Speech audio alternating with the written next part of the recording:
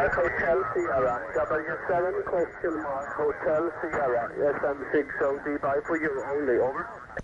Stone Shell, W7 Hotel Sierra, Sugar Mike 60. Is this like drinking Jim a was beer? kind enough to volunteer for the Georgia POTA presentation, so and I've seen it. I think you'll enjoy it.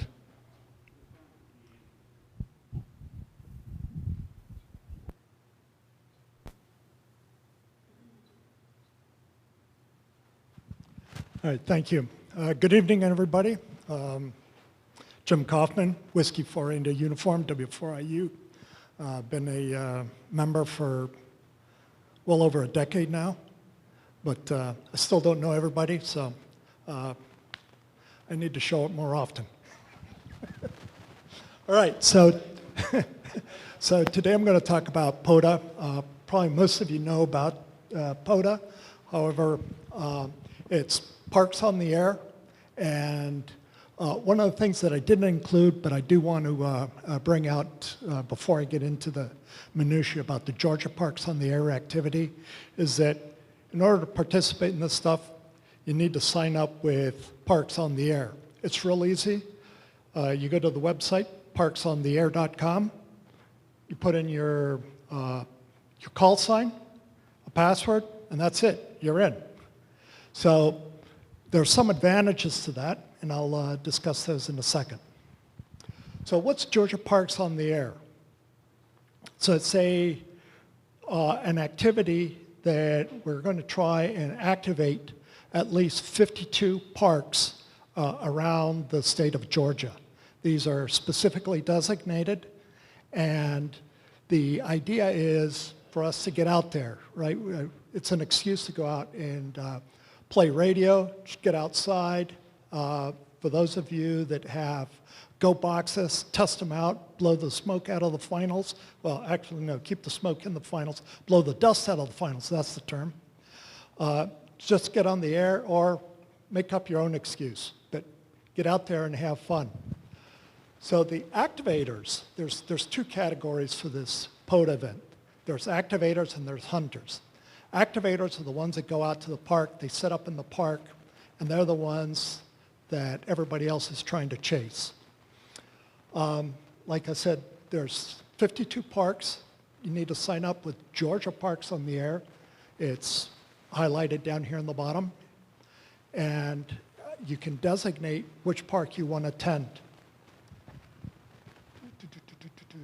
So once there, basically all you do is you set up your antennas, set up your radio, get on the air, have fun, and from the activator part, the only other remaining item is to submit a log, but that's pretty straightforward. When's this taking place? It's taking place on the April 5th and 6th.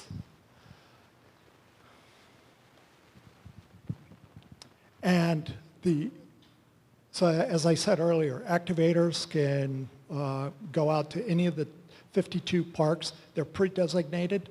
They don't have to go only to one park. They can go to multiple parks. They don't just have to go on one day or the Saturday or Sunday. They can go both days.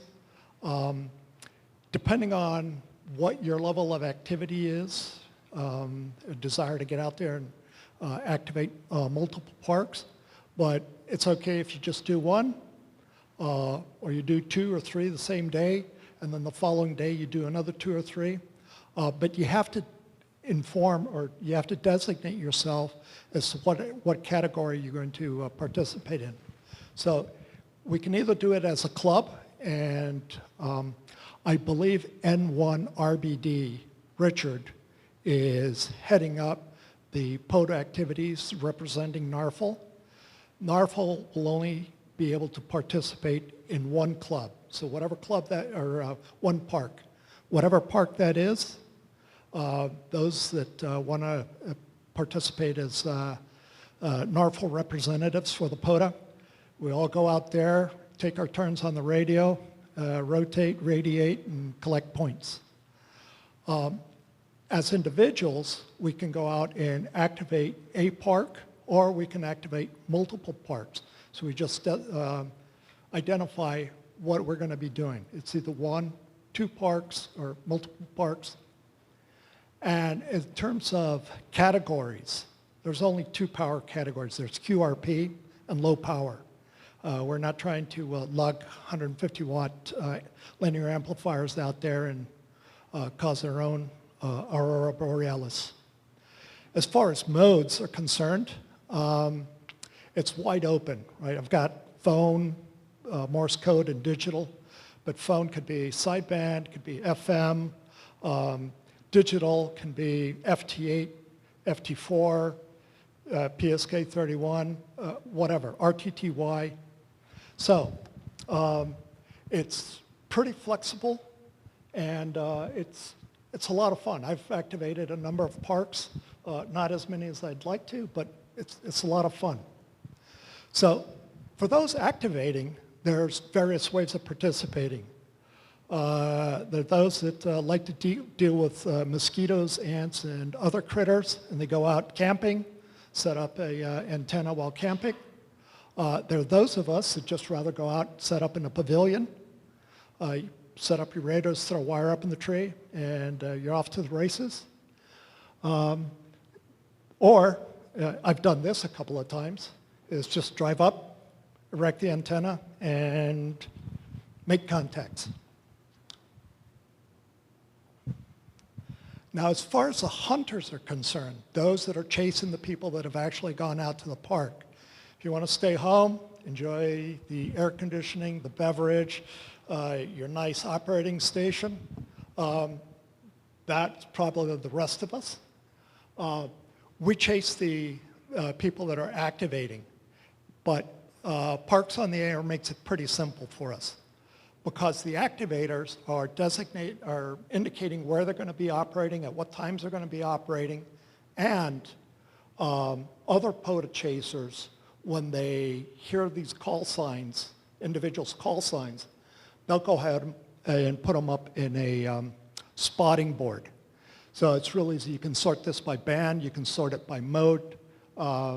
Since we're looking for Georgia Parks on the Air, concentrate on Georgia, and it'll tell you who's out there, what band they're on, what frequency they're operating, what mode they're operating. So let's just find them and get them.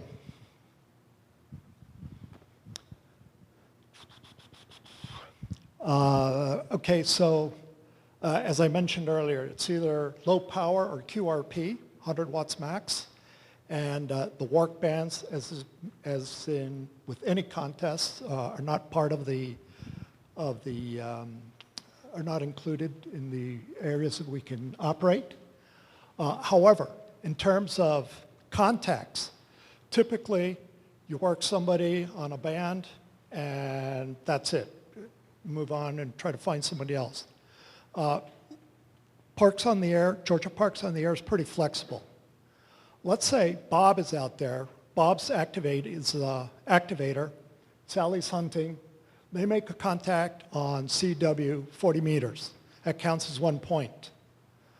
Later on, Sally hears Bob on the same band, sideband. That's the second point if they make the contact. And if they catch Bob again, Sally catches Bob again, this time on FT8, that's the third point. And it keeps going. You could try FT4, RTTY, et cetera. So the idea is to rack up a bunch of points. The exchange is pretty simple. It's your call sign, their call sign, your 5-9 park, and you give the park number. And the person responding is your 5-9 Texas, or your 5-9 Georgia, your 5-9 wherever. For us, it'd be 5-9 Georgia. The cool thing about this is, for those of us that like to work on our CW, this is ideal. The format's easy. It's predefined. So making a CW exchange is pretty dang simple, right? It's your call sign, and then when they come back and give you their data, you respond, you are 599, break. That's it, or BK. If we have a park-to-park activation, that counts as extra points, but the exchange has to include the park number. So we want to know what park's being activated. As far as the scores are concerned, it's the number of parks, and we look at the total sum of scores at each park. As I said, park-to-park contacts count for an additional 5 points, and then there's additional points. If this is the second year that you participated, you get extra points. If you're new to the event, you get extra points. So I didn't want to get down into the minutia of what point counts what, et cetera. Just there's additional extra points out there, and they're in the instructions pretty straightforward. In terms of the hunters, those of us stay home, enjoy our ice cold tea while we're operating the radio. It's the number of parks times the total contacts made, and there's also bonus points in there. If you repeat, you get additional points. And they want the logs turned in no later than 2 weeks after the end of the contest. Now, for the activators, they're the ones keeping score. They know they're keeping track of who's making contacts, what mode, et cetera. In terms of the hunters, all you have to do is just make the contact. The activator takes care of all the documentation and the logging. So, yeah, you don't. It's a lot of fun. You just sit there, make contacts all day long, and if you forget to make a bunch of entries, they got it covered. They're the ones that end up. The activators are the ones that end up populating your log for you. Now, here's another thing about POTA, is that they're happy to issue out paper for any number of things. If you were active in the first couple of weeks in January, there was a certificate for activating at the beginning of the year. If you make 25 contacts, boom, here's another certificate. 50 contacts, there's another one. 100, 200, 300, 400, 500. I got past 600 and I stopped counting. But it's a lot of fun, keeps people energized. As I said, the activator is the one that takes care of the logging. All you have to do is make the contacts, and then you go collect your paper for having made all the contacts. In terms of awards, there's activators, there's individual single park, low and high power, or medium and high power, or QRP. There's multi-park activators, again, QRP and low power. And then there's club. There's no difference in QRP or low power.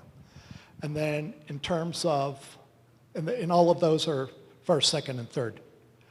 In terms of the hunters, you're either in-state or out-of-state, and it's first, second, or third. So that's pretty much it. But it's a lot of fun. It's easy to participate. If you want to build up your CW, it's a very easy exchange. I don't know, I've got, I think, 500 contacts on CW chasing POTA. So it's a piece of cake. And that's all I had about POTA. Any questions? Yes, Dave.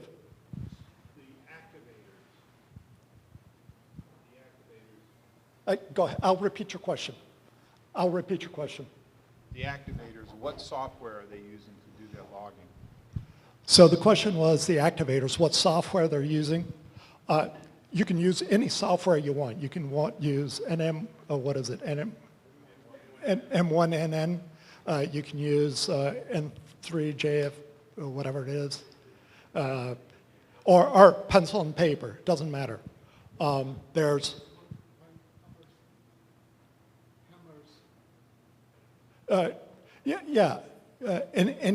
any number of software. How you collect the points is not germane. All they want is either a ADF file. You can either send in an ADF file, or if you have a paper log, You just manually enter the information in their application and upload it. Any other questions? Yes?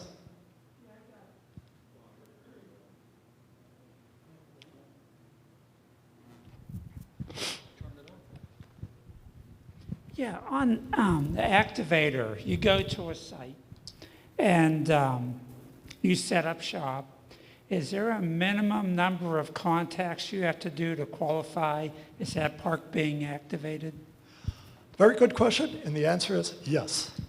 So if you're familiar with Summits on the Air, Summits on the Air requires four contacts in order to activate that particular site. POTA is a little bit more stringent. They want 10. That's what I heard. You can get those in a couple of minutes flat. Yes, Ian? Does this event allow you to be both an activator and a chaser? Yes, if you want to, let's say you're participating in a club. So by definition, the activators are also chasing everybody else, right? They're, at least the other park members, they want those extra 5 points for every contact. But let's say on Saturday, the 5th, you're representing Norfolk, and Sunday, you're not going to go out there. You can chase all the other Georgia parks on your own and submit your own log under your own call sign. So you get to participate in Norfolk on Saturday and under your own call on Sunday. Does that answer your question? Any other questions?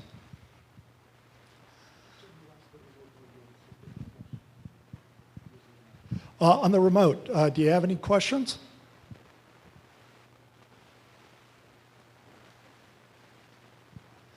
Either I did a really bad job or a really good job, I'm not sure. In Denmark. This is very strange, Al. Well, by the way, you are 5 and 9, and my